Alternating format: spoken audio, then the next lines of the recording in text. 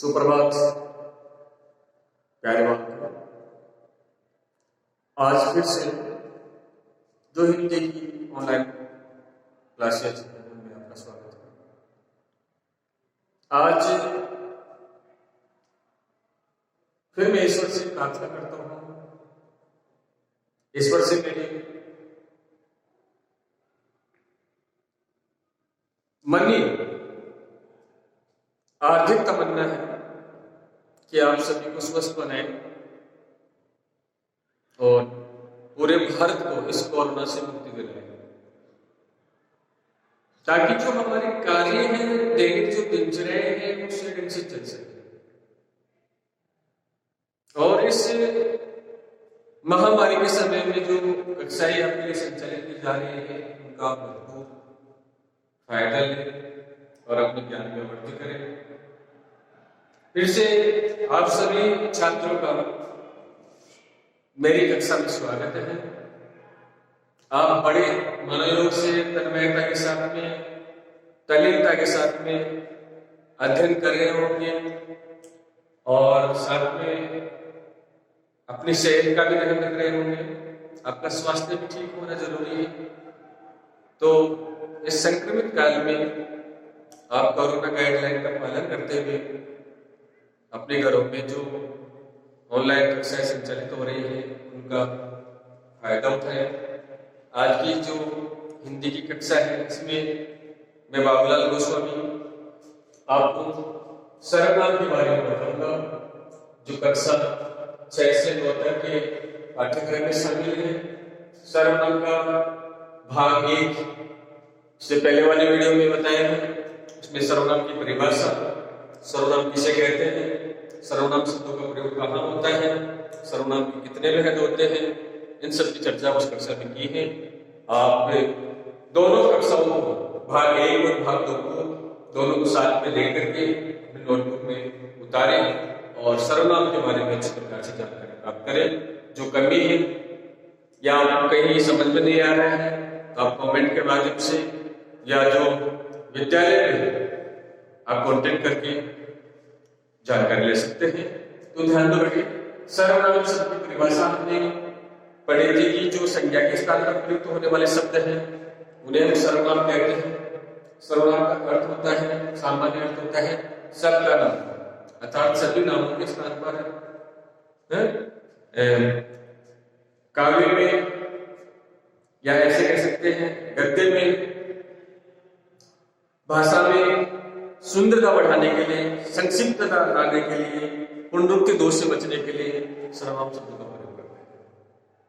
तो इससे पहले हमने सर्वनाम के जो 6 भेद हैं उनके जो 3 भेद हैं, पहले पुरुषवाचक सर्वनाम, निश्चयवाचक सर्वनाम, अनिश्चयवाचक सर्वनाम, इसके बारे में हमने विस्तार से सर्वनाम भाग 1 वीडियो में देखा है और आज सर्वनाम भाग 2 वीडियो बनाए गए हैं जो सर्वनाम के बाकी रहे जो भेद हैं उनका सविस्तार से बनाया गया है। तो ध्यान दो बेटे, संबंधवाचक सर्वनाम नंबर 4 है। सर्वनाम का चौथा भेद है संबंधवाचक सर्वनाम।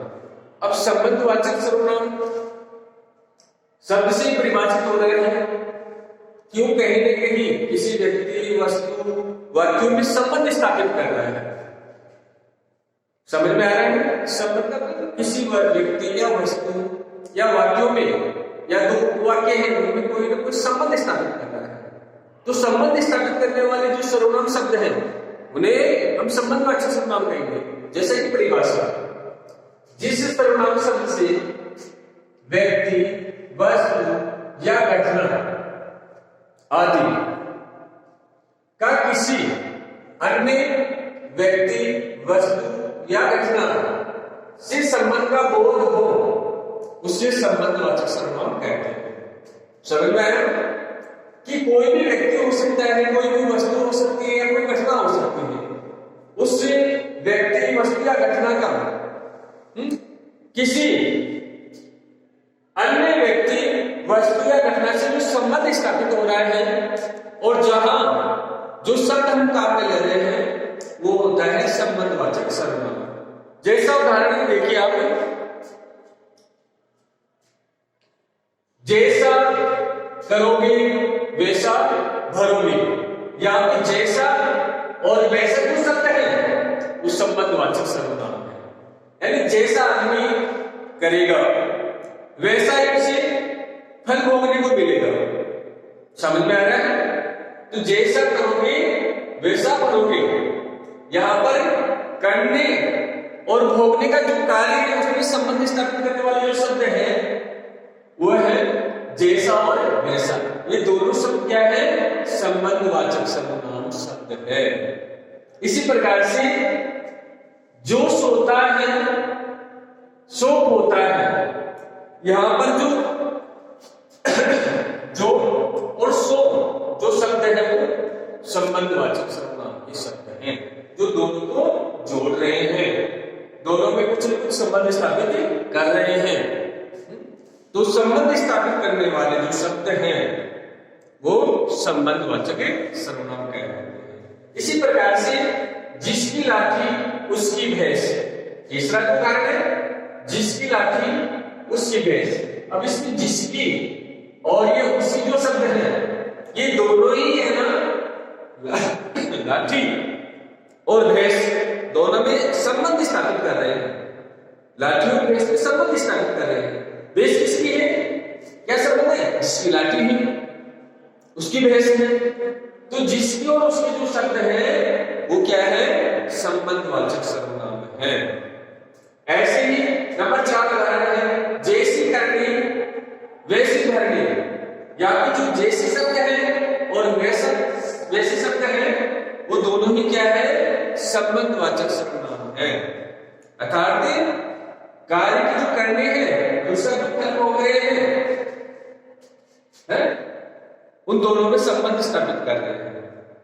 तो ध्यान दो, किसी व्यक्ति, घटना या वस्तु में जो अन्य किसी व्यक्ति, वस्तु या घटना से संबंध स्थापित हो रहा है और उस संबंध स्थापित करने में जो शब्द अपना अहम रोल निभा रहे हैं, महत्वपूर्ण भूमिका निभा रहे हैं, वो शब्द होते हैं संबंधवाचक सर्वनाम। तो सारे बच्चे समझ गए होंगे कि संबंधवाचक सर्वनाम का प्रयोग कहां किया जाता है? दो वस्तुओं के मध्य या दो वाक्यों के मध्य, उपवाक्यों के मध्य संबंध स्थापित करने के लिए जो शब्द काम में लेते हैं। यहां पे देखो दो उपवाक्य दे रहे हैं, जैसा वैसा, ये दोनों में संबंध स्थापित कर रहे हैं। तो इसी प्रकार से अगला जो है वह है प्रश्नवाचक सर्वनाम। प्रश्नवाचक सर्वनाम किसे कहते हैं? ध्यान देना, प्रश्नवाचक सर्वनाम क्या है? जिस सर्वनाम का प्रयोग प्रश्न पूछने के लिए होता है उसे प्रश्नवाचक सर्वनाम कहते हैं। यानी जिस सर्वनाम शब्द का प्रयोग प्रश्न पूछने के लिए होता है उसे प्रश्नवाचक सर्वनाम कहते हैं। जहां पर भी हम कोई भी प्रश्न पूछ रहे हैं, किसी से कोई प्रश्न कर रहे हैं, तो वहां पर क्या प्रश्नवाचक सर्वनाम शब्द का प्रयोग होता है। जैसे कौन आया था, यहाँ पे जो कौन शब्द है, कौन शब्द है वो प्रश्नवाचक है। क्या लाया था, दूसरा उदाहरण है क्या लाया था।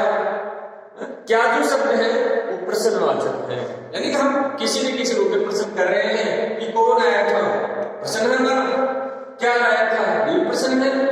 तो जहां पर प्रश्न किया जाता है वहां पर प्रश्नवाचक सर्वनाम होता है। ऐसे ही कमरे में कौन बैठा है, तो यहाँ पर जो कौन शब्द है वो क्या है? प्रश्नवाचक सर्वनाम है। उदाहरण तो वह क्या चाहता है, तो यहाँ पर जो क्या शब्द है वो भी क्या है? प्रश्न कर रहा है, किसी न किसी रूप में प्रश्न हो रहा है, इसलिए यहाँ पर क्या है वो भी प्रश्नवाचक सर्वनाम है। इसी प्रकार से आज तुम्हें क्या चाहिए, यहाँ पर जो क्या है वो भी प्रश्न कर रहा है। क्या चाहिए, तो क्या चाहिए जहां प्रश्न हो रहा है तो वहां पर जो शब्द काम में ले जा रहे हैं, क्या, कौन, किसे, ये जो क्वेश्चन वाले जो शब्द है, कौन, क्या, कब, ये सर्वनाम प्रश्नवाचक सर्वनाम कहलाते हैं। इसी प्रकार से ध्यान दो, तुम विद्यालय कब जाओगे, कब प्रश्न हो रहा है। तुम किससे बात कर रहे हो, ये तुम्हें किसने दी, ये पुस्तक तुम्हें किसने दी। तो जहां पर भी ये क्वेश्चन होते हैं, आजकल आप क्या कर रहे हो, आप कौन सा चित्र बनाना चाहते हो, तो ऐसे जहां पर क्वेश्चन होते हैं या क्वेश्चन पूछे जाते हैं वहां पर, या प्रश्न पूछे जाते हैं वहां पर प्रश्नवाचक सर्वनाम शब्द का प्रयोग करते हैं। अब आगे अंतिम जो सर्वनाम का भेद है निजवाचक सर्वनाम। निज का मतलब सामान्य से अर्थ है, शब्द से ही परिभाषित हो रहा है। निज यानी स्वयं, अपने लिए, स्वयं या अपने लिए। तो निज का मतलब क्या हो गया, अपने लिए। निजवाचक सर्वनाम ऐसे सर्वनाम शब्द जो कर्ता, लेखक या बोलने वाला स्वयं अपने लिए करता है तो निजवाचक सर्वनाम कहलाते हैं। परिभाषा के अकॉर्डिंग देखिए आपने, जो सर्वनाम शब्द निज के लिए प्रयुक्त होता है उसे निजवाचक सर्वनाम कहते हैं। निज के लिए कौन, कर्ता जो करता है, लेखक अपने लिए भी, स्वयं के लिए भी, जहां जिन शब्दों का प्रयोग करता है उन शब्दों को क्या कहते हैं, निजवाचक सर्वनाम कहते हैं। इस प्रकार से जैसे उदाहरण देखिए आपने, जैसे मैं खुद खाना बनाऊंगा, यहां पर जो मैं स्वयं के लिए प्रयोग में लिया गया है। मैं कौन से पुरुष में है, मैं उत्तम पुरुष में। मैं स्वयं करता अपने लिए कि मैं खुद क्या बनाऊंगा, खाना बनाऊंगा। तो यहां पर जो मैं शब्द है वो क्या है, निजवाचक सर्वनाम है। समझ में आ गया। इसी प्रकार से वह अपने आप ही चला गया, वह क्या हो गया, अपने आप ही चला गया। यहां पर जो अपने आप जो शब्द है, ध्यान देना बेटे, अपने आप जो शब्द है वो क्या है, निजवाचक सर्वनाम है। क्योंकि अपने आप ही अपने लिए प्रयोग में आया है, स्वयं के लिए, निज के लिए प्रयोग में लिया गया है। इसलिए यहां पर ये किसका बोध करा रहा है, स्वयं का बोध करा रहा है, निज का बोध करा रहा है। निज का जहां बोध होता है वहां पर निजवाचक सर्वनाम होता है। इसी प्रकार से हमें अपना काम स्वयं करना चाहिए। उदाहरण है, हमें अपना काम स्वयं करना चाहिए। यहां पर जो अपना शब्द है, अपना शब्द है, हमें अपना काम क्या करना चाहिए, स्वयं करना चाहिए। अपना है क्या, स्वयं। कौन सा निजवाचक बच्चों, ध्यान देना, यहां पर ये निजवाचक नहीं है, यहां पर स्वयं जो शब्द है वो निजवाचक सर्वनाम है। ध्यान देना बेटे, यहां पर जो हमें अपना यहां जो शब्द है वो निजवाचक सर्वनाम नहीं हो रहा है, यहां पर स्वयं जो शब्द है वो निजवाचक सर्वनाम बन रहा है। यानी कर्ता अपने लिए जिन शब्दों का प्रयोग करता है वो सर्वनाम कौन से कहलाते हैं, निजवाचक सर्वनाम। इस प्रकार से आज की जो कक्षा है, इस कक्षा में हमने सर्वनाम के जो बाकी भेद थे उन भेदों के बारे में, जिनमें संबंधवाचक सर्वनाम, प्रश्नवाचक सर्वनाम, निजवाचक सर्वनाम, संबंधवाचक सर्वनाम, यानी जो संबंध स्थापित कर रहे हैं, जो संबंध को स्थापित कर रहे हैं, ऐसे जो शब्द हैं जो दो वाक्यों, उपवाक्यों या दो व्यक्तियों, दो घटनाओं के मध्य संबंध स्थापित करते हैं, संबंधवाचक है। प्रश्नवाचक में जहां प्रश्न किया जा रहा है, निजवाचक में कर्ता अपने लिए जिन शब्दों का प्रयोग करता है वो निजवाचक सर्वनाम कहलाते हैं। तो ध्यान दो, दोनों कक्षाओं में हमने भाग 1 और भाग 2 में दोनों में हमने क्या किया, सर्वनाम की परिभाषा और उसके भेदों के बारे में, सर्वनाम शब्द का सामान्य अर्थ क्या होता है, सर्वनाम का प्रयोग भाषा में क्या परिवर्तन लाता है, आदि बातों के बारे में हमने जाना है।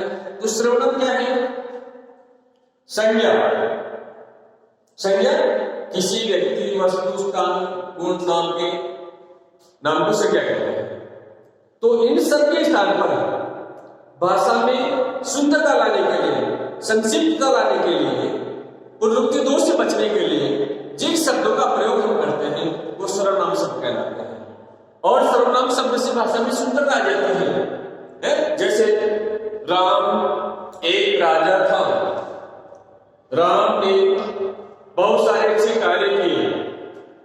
अब उस राम की जगह बार बार राम राम नहीं आए, इसलिए वहां पर वह, अंग्रेजी में भी आपने देखा होगा वाजे हार्मर, अब उसकी जगह है ना ही शब्द का जो प्रयोग किया जाता है वो ही क्या है, सर्वनाम।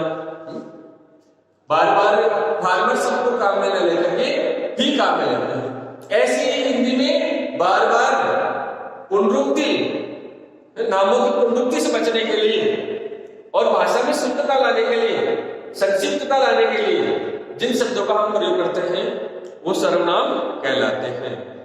तो बालों इसी संबंधित जो क्वेश्चन आते हैं एग्जाम में वो कैसे होते हैं, कई बार आपको सर्वनाम शब्द की परिभाषा पूछ लेंगे, मैं क्वेश्चन बता रहा हूं तो आप नोट कर लेना क्या क्या क्वेश्चन पूछते हैं और किस प्रकार से पूछते हैं। कई बार आपको प्रश्न सर्वनाम की परिभाषा लिखिए, तो सर्वनाम की परिभाषा देनी होती है इसी क्वेश्चन में। नंबर 2, सर्वनाम के कितने भेद होते हैं। अब ध्यान दो, माध्यमिक शिक्षा बोर्ड ने इस कोरोना के समय में ऑब्जेक्ट टाइप के क्वेश्चन दिए हैं, अभ्यास वाले जो क्वेश्चन दिए हैं उसमें पूछ लेते हैं 1 2 2 4 6 6 10 8। तो आपको ऐसे अगर याद है तो आप सही आंसर दे देंगे, और याद नहीं है, अगर आपने सर्वनाम को सही ढंग से नहीं पढ़ा है तो कंफ्यूज हो जाते हैं। जब कितने बताए पूछते रहते हैं साथियों को, तो आपको सीधा सीधा याद भी रखना है कि सर्वनाम की परिभाषा क्या है। संज्ञा के साथ युक्त होने वाले शब्दों को सर्वनाम कहते हैं। और सर्वनाम के 6 भेद होते हैं। कितने भेद होते हैं? तो आंसर क्या हो जाएगा? आंसर क्या हो जाएगा? 6 भेद। ऐसे क्वेश्चन भी पूछ सकते हैं। नंबर 3 इस प्रकार के क्वेश्चन, निजी वाचक सर्वनाम की परिभाषा व उदाहरण दीजिए। तो आपको सर्वनाम के जो भेद है 6 भेदों की परिभाषाएं और उनके उदाहरण या शब्द पूछ लेते हैं। जैसे नंबर 4, मैं, हम, तुम, आप, वे, इन शब्दों को पुरुषों के अनुसार लिखिए। तो आपको अगर कुछ वाचक सर्वनाम में हमने 3 प्रकार के पुरुषों के बारे में पढ़ा था, उत्तम पुरुष, मध्यम पुरुष और अन्य पुरुष। तो अगर आपको याद है तो इनको तीनों को अलग अलग बांट देंगे, और नहीं है तो फिर हम नहीं लिख पाएंगे। तो ऐसे क्वेश्चन भी पूछ लेते हैं। मैं सर्वनाम है वो कौन से पुरुष का है, ऐसे पूछ लेते हैं। तो सारे जो नंबर 5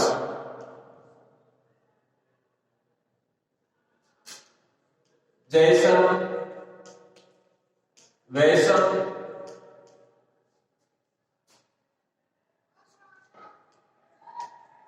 सर्वनाम शब्द किस सर्वनाम में आते हैं।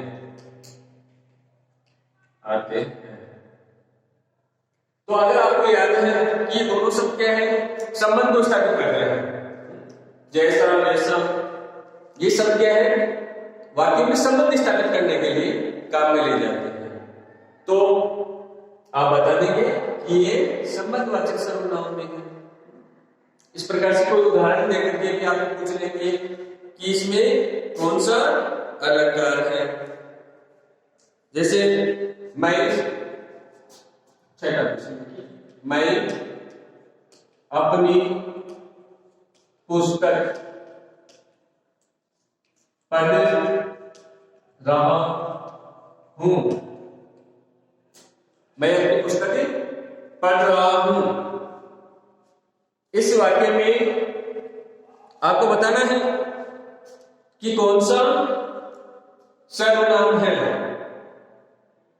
तो ऐसे क्वेश्चन आपको पूछ सकते हैं एग्जाम में। तो आप इन सब क्वेश्चनों की तैयारी के साथ में आप सर्वनाम के जो मेरा वीडियो बनाया गया है भाग 1 और भाग 2 दोनों को विस्तार से आपने पढ़े, सुने, देखें और इन क्वेश्चनों का हल खोजने की कोशिश करें। और पुनः मैं आपकी ज्ञानवर्द्धि के लिए ईश्वर से प्रार्थना करता हूं कि आप स्वस्थ रहें, आपका ज्ञान दिनों दिन है ना बढ़